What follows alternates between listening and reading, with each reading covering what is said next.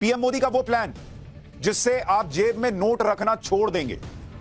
ऐसा क्या प्लान कर रही है सरकार? आप नोट रखना क्यों जेब में बंद कर देंगे, इसके बारे में आज आपको बताऊंगा। कि पहले के जमाने में क्या होता था, सामान लिया तो सामान के बदले में सामान दिया जाता था। मतलब किसी ने चावल लिया तो कोई गेहूं दे देता था, इस टाइप से काम चलता था। फिर सिक्के आए, फिर कागज के नोट छपने लगे, फिर डेबिट कार्ड आ गया, कार्ड निकाला पेमेंट हो गया कि अकाउंट में पैसा है, ये लो डेबिट कार्ड, इससे पैसा ले लो, या फिर डेबिट कार्ड से कैश निकाल लेते थे लोग। फिर आया क्रेडिट कार्ड कि आज पेमेंट कर दिया, 1 महीने बाद चुका रहे हैं। फिर आया ऑनलाइन पेमेंट का जमाना कि भाई ऑनलाइन पेमेंट कर दिया। लेकिन अब रुपए का नया रूप आ गया है और इसका नाम है डिजिटल रुपया। आपको सुनकर हैरानी होगी, लेकिन आज जो चैप्टर आपके सामने लेकर आया हूं जिसमें मैं कह रहा हूं कि नोट रखना बंद हो जाएगा और इसका बड़ा देश में इंपैक्ट पड़ने वाला है, यह है डिजिटल रुपया। और यह डिजिटल रुपया जो है वो कैसे देश को बदलेगा या देश को बदल सकता है, आज इसका चैप्टर आपको बताऊंगा। 1 दिसंबर से यह डिजिटल रुपया आ रहा है।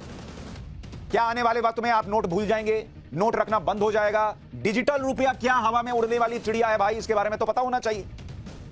क्या डिजिटल रुपया आपको जल्द मिलने वाला है, डिटेल बताऊंगा, लेकिन पहले शुरू से शुरू कर रहा हूं। रिजर्व बैंक ऑफ इंडिया ने, आरबीआई ने इसका पायलट प्रोजेक्ट शुरू कर दिया और इसका एक चरण पहले से ही चल रहा था।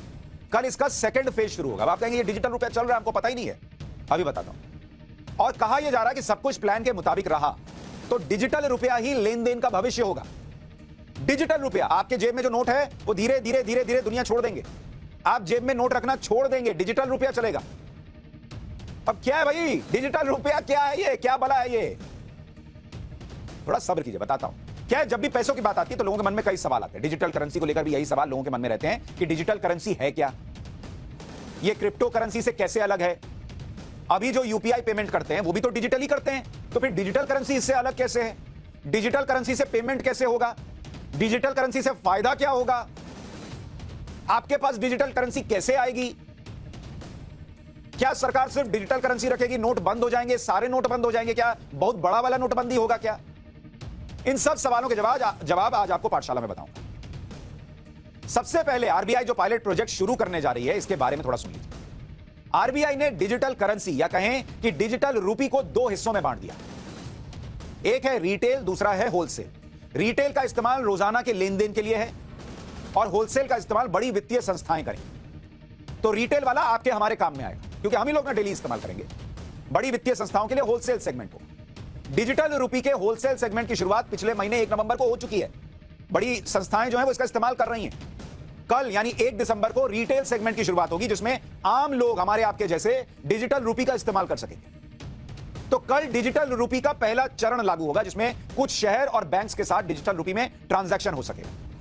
अब ये पायलट प्रोजेक्ट है, मतलब इसको टेस्ट कर रहे हैं, ये कैसा चलेगा, लोगों को क्या दिक्कत आएगी नहीं आएगी। फुल फ्लेजेड पूरे देश में नहीं लागू कर दिया, पायलट प्रोजेक्ट। तो इस पायलट प्रोजेक्ट के तहत डिजिटल रूपी का इस्तेमाल कुछ सीमित लोगों के बीच होगा जिन्हें इसकी इजाजत होगी कि आप ये ट्रांजैक्शन कर सकते हैं। तो इससे पता चलेगा कि देश डिजिटल रूपी की दिशा में कैसे बढ़ेगा और कैसे देश में ये पूरी तरह से लागू हो जाए। डिजिटल रूपी से जुड़ा पायलट प्रोजेक्ट अभी देश के 4 शहरों में शुरू होगा।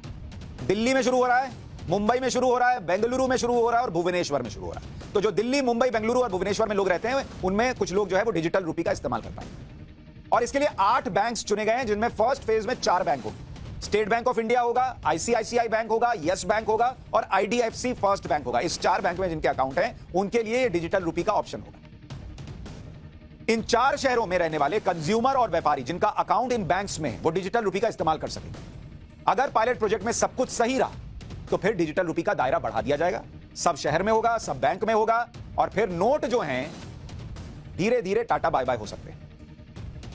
अब समझिए कि डिजिटल करेंसी क्या है। इतना डिजिटल करेंसी सुन रहे हैं, अगली नोटबंदी तो नहीं है, नोट चला जाएगा, मेरा क्या होगा, वो कपड़े के नीचे जो नोट छुपाए थे वो कहां जाएंगे, ये सब बहुत टेंशन है भाई।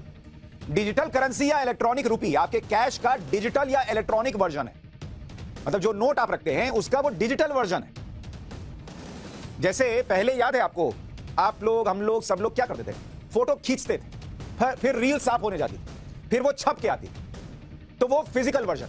आजकल क्या है, डिजिटल फोटो है, आपके मोबाइल में है, लैपटॉप में है, सब जगह व्हाट्सएप पे भेज दिया, धक से चला गया। वैसे ही अब नोट छप के आते हैं, लेकिन डिजिटल करेंसी जो आपका नोट है उसका इलेक्ट्रॉनिक वर्जन है। थोड़ा क्लियरिटी आई? ये एक डिजिटल टोकन के रूप में होगा। आसान शब्दों में कहूं तो जैसे आरबीआई नोट की छपाई करता है वैसे ही वो डिजिटल करेंसी भी बनाएगा जो इलेक्ट्रॉनिक वर्जन में होगी। छू नहीं सकते हैं, मोबाइल में है, अकाउंट में है, उधर है। डिजिटल करेंसी का इस्तेमाल भी आप लेन देन के लिए कर पाएंगे। डिजिटल करेंसी की वही वैल्यू होगी जो पेपर करेंसी या कॉइन की होती है। मतलब आपके पास अकाउंट में मान लीजिए 1 लाख रुपए है, तो आप 1 लाख रुपए निकाल सकते हैं, 1 लाख का नोट मिल जाएगा आपको। तो जब डिजिटल रुपी होगा तो वो डिजिटल रुपी 1 लाख रुपया जैसे आपके पास कैश में होता है वो वैसे ही हो जाएगा, डिजिटली हो जाएगा, इलेक्ट्रॉनिक रूप में होगा। फिर आप वो इलेक्ट्रॉनिकली दीजिएगा मोबाइल से, दूसरी तरीकों से। डिजिटल रुपी में लेन देन कैसे होगा इसको थोड़ा विस्तार से समझें। आरबीआई के मुताबिक डिजिटल रुपी का डिस्ट्रीब्यूशन बैंक्स के जरिए होगा। जिन बैंक्स को डिजिटल रुपी मिलेगी वो यूजर्स को डिजिटल वॉलेट की सुविधा देगा। वॉलेट मतलब पर्स, बटुआ जिसमें आप रखते हैं, अभी फिजिकल बटुआ रखते हैं, उसमें डिजिटल बटुआ होगा, अकाउंट आपका एक तरीके से। इसी डिजिटल वॉलेट के जरिए लोग डिजिटल टोकन में पेमेंट करेंगे। डिजिटल वॉलेट के जरिए एक व्यक्ति दूसरे व्यक्ति को पेमेंट कर सकता है, फिर यह व्यक्ति मर्चेंट के बीच भी लेन देन हो सकता है। डिजिटल वॉलेट के अलावा क्यूआर कोड स्कैन करके भी इससे पेमेंट किया जा सकता है। मतलब आपके पास अपना क्यूआर कोड होगा। अभी क्या है, दुकानदार के पास होता है, आप पेमेंट करते हैं, कल को आपको किसी से पेमेंट लेना, आपका अपना क्यूआर कोड है, आपको स्कैन करेगा, आपको पेमेंट करेगा, यह भी हिसाब चलेगा। तो जैसे आपकी जेब में पैसे रहते हैं वैसे ही डिजिटल रुपी या ई रुपी आपके मोबाइल वॉलेट में रहा करेगा। अब आपको इतना मोटा मोटा बटुआ लेके चलने की जरूरत नहीं है, मोबाइल हाथ में लिए निकल गए। वो जमाना भी आएगा कि शायद नोट रहे ही ना, अब वो बहुत दूर की बात है, लेकिन उस पर अभी आऊंगा। अब आप ये समझिए कि ये कैश पेमेंट या यूपीआई या ऑनलाइन पेमेंट से अलग कैसे है। आपके मन में भी बेसिक प्रश्न आ रहा होगा कि भाई मेरे अकाउंट में पैसा है, मैं अभी भी यूपीआई पेमेंट कर देता हूं, तो उससे ये अलग कैसे।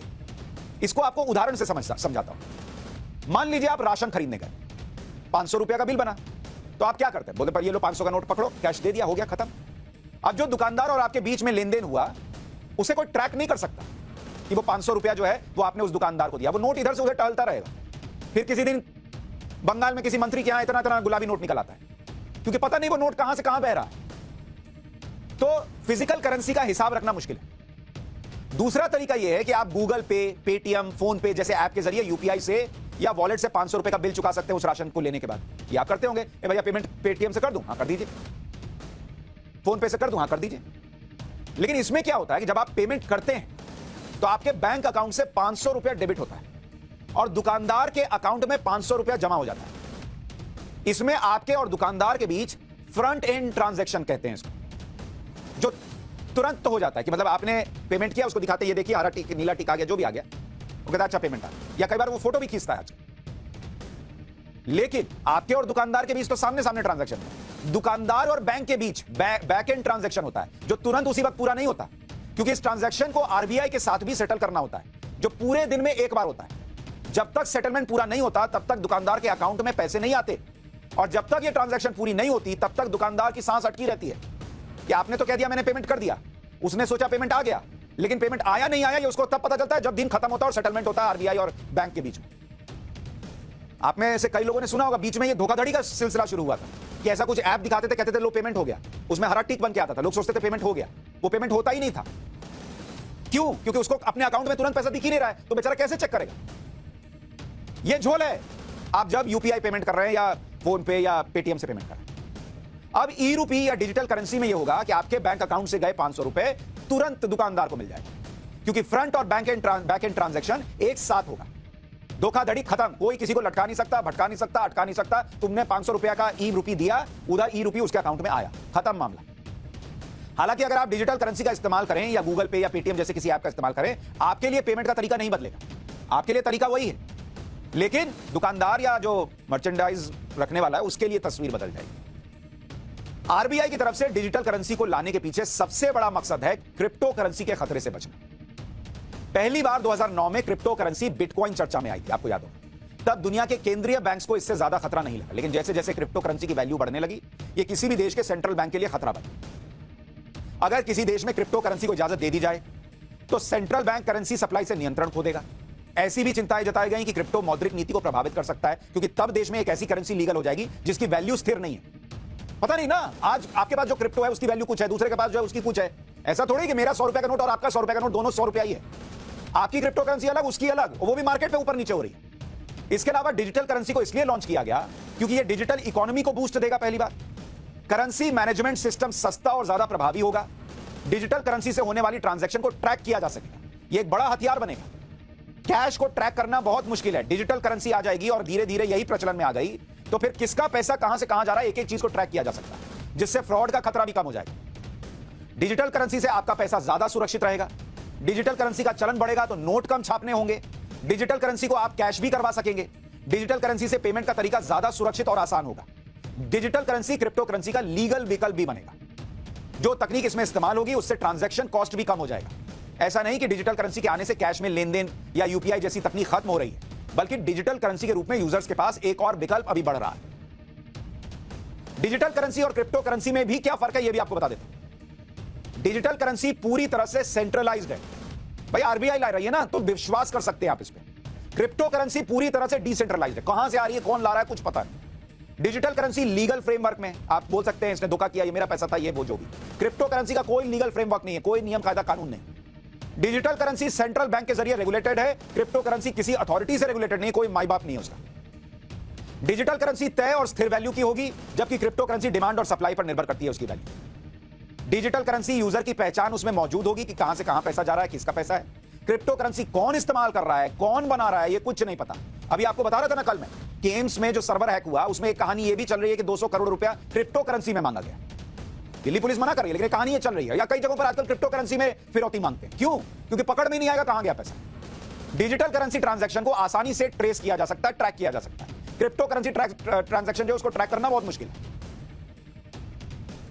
तो ये दोनों में मेजर फर्क है। अच्छा, डिजिटल करेंसी को लॉन्च करने से सरकार का पैसा भी बचेगा। डिजिटल करेंसी का चलन बढ़ेगा तो नोट कम छापने पड़ेंगे और नोट छापने से होने वाला खर्च भी कम होगा। आप में से बहुत लोगों को शायद नहीं पता होगा कि जैसे अगर एक 100 रुपया का जो नोट है, एक 100 रुपया का नोट है, इसको जो आप छापते हैं, इसको छापने में 15 से 17 रुपया का खर्च आता है।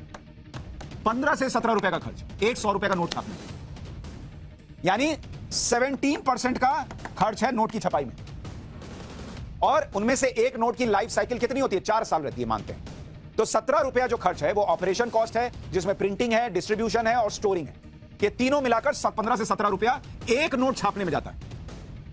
वित्तीय वर्ष 2022-23 में जो कैश सर्कुलेशन है, 2022-23, इसमें जो कैश सर्कुलेशन में है, जो नोट घूम रहे हैं मार्केट में, सर्कुलेशन, ये कितना है आपको पता है? ये है 31,05,721 करोड़ रुपए के नोट इस वक्त मार्केट में, 31 लाख करोड़ के नोट। और वित्तीय वर्ष 2022-23 में कितने नोट छपे हैं? ये नोट जो छपे वो 2,225 करोड़ नोट छपे हैं। और इसमें खर्च कितना आया? छापने का खर्च जो प्रिंटिंग का आया वो 4,984 करोड़ रुपए चले गए इस नोट को छापने। तो ये पैसा भी बचेगा जैसे जैसे डिजिटल करेंसी जो या डिजिटल रुपया जो आ रहा है वो प्रचलन में आ जाएगा। क्योंकि भारत में डिजिटल पेमेंट कैसे बढ़ा है वो भी आपको बताता हूं। नवंबर 2016 में यूपीआई से जुड़े बैंकों की संख्या 30 थी। तब एक महीने में नंबर ऑफ ट्रांजैक्शन 2,90,000 के होते थे, और जो वैल्यू थी ट्रांजैक्शन की, मतलब 100 करोड़ रुपए का यूपीआई ट्रांजैक्शन।